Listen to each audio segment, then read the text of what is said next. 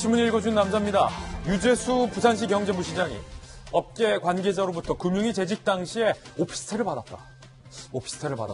항공권도 받았고 유학비도 받았는데 이와 관련돼서 친분관계에서 받았다. 유재수 부시장은 이렇게 얘기한 바 있습니다. 오피스텔도 친분 때문에 받았습니까? 검찰이 아마 이렇게 묻고 싶을 것 같습니다. 저희 동아일보의 단독 취재 내용입니다. 잠시 후에 상세하게 파헤쳐보겠습니다. 오늘 조간신문 함께 보시죠. 오늘은 먼저 조선일보부터 보겠습니다. 미국이 주한미군 한 개 여단을 철수 검토하고 있다. 조선일보가 취재했습니다. 한 개 여단, 주한미군 한 개 여단이면 4,000명이 넘는 인원입니다. 만약에 이 기사대로라면 대한민국 본토를 지키고 있는 주한미군 4,000여 명이 어느 날 갑자기 한국을 떠날 수도 있다라는 얘기입니다. 실제로 백악관 트럼프 대통령이 이를 검토하고 있다. 주한미군 관계자와 이런 얘기까지 오늘 기사에 나오고 있습니다. 사실 지금까지 주한미군 미국도 필요해서 한국이 주둔하면서 뭘 자꾸 뺀대. 여권과 정부 관계자는 막연한 이런 안심이 있었는데 이 막연한 안심이 송두리째 흔들릴 수 있다라는 불안감이 연습하고 있다는 겁니다. 과연 그럴 때 우리 정부가 대책이 있느냐? 외교가 안보 전문가들은 이렇게 지적하고 있습니다. 잠시 후 이야기 나눠보죠. 다음 신문입니다. 이번엔 한겨레 신문인데요. 한겨레 신문이 이렇게 비판하고 있습니다. 트럼프를 향해서 마피아다. 더 정확히 말하면 트럼프의 동맹관이 마피아 같다. 방위비 6배 터무니없다. 전문가들은 이렇게 얘기하고 있습니다. 지금 미국 한반도 전문가 5명에게 긴급 설문을 해봐도 미국이 요구하는 그간 전통적인 한미 동맹 관계에서 요구됐던 방위비에 비해서 6배, 몇 조요? 5조가 넘는 돈.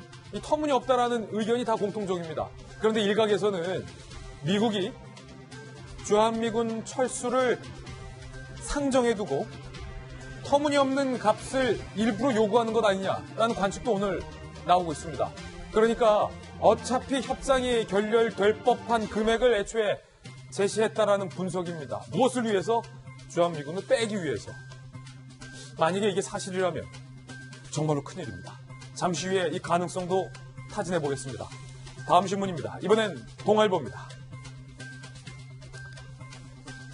자, KTX 27%, 광역전철 14%가 스톱. 올 스톱. 통근 승객들은 발 동동. 광역열차, 광역전철을 타고 다니시는 분도 계시고, 우리 김희정 장관 같은 경우도 부산에서 KTX 타고 올라와야 되는데 못 타고 왔어요. 오늘 지각하셨어요. 철도노조 어제 무기한 총파업에 돌입을 했습니다. 철도 이용하실 분들 꼼꼼히 사전에 알아보시고 역으로 달려가시기 바라겠습니다. 다음 신문입니다. 이번엔 중앙일보입니다. 문재인 대통령이 그제 국민과의 대화에서 문재인 정부가 집값 잡아왔다. 우리가 집값 잡았다. 안정화됐다. 이렇게 자평을 했습니다. 그런데 이게 웬일입니까? 문재인 대통령의 현실 인식과는 정반대로 시장은 싸늘했다. 특히 안정화됐다던 부동산 시장 전혀 달랐다는 겁니다. 강남이 2년 새 15억 올랐다. 그리고 이 그래프 한번 보시죠.